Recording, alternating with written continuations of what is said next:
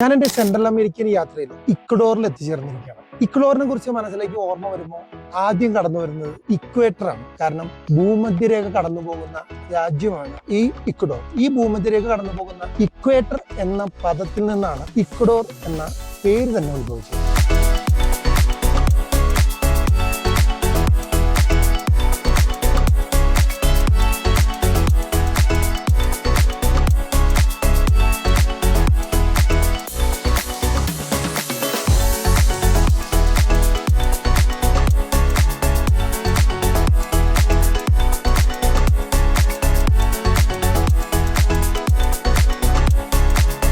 ഇതാണ് ഭൂമധ്യരേഖ.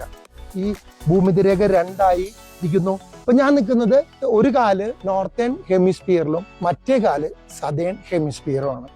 ഈ ലാറ്റിറ്റ്യൂഡ് 000 എന്ന് അറിയപ്പെടുന്ന എന്ന് നമ്മൾ വിളിക്കുന്ന അതിന്റെ ഏറ്റവും പ്രധാനമായ സ്ഥലത്താണ് നിൽക്കുന്നത്. ഞങ്ങളുടെ കൂടെ വന്ന സംഘങ്ങളാണ് അവർ. ഈ കോഴിമുട്ട അതിന്റെ ഈ സൂചിയിൽ നമുക്ക് പൊന്തിച്ച് നിർത്താൻ കഴിയും.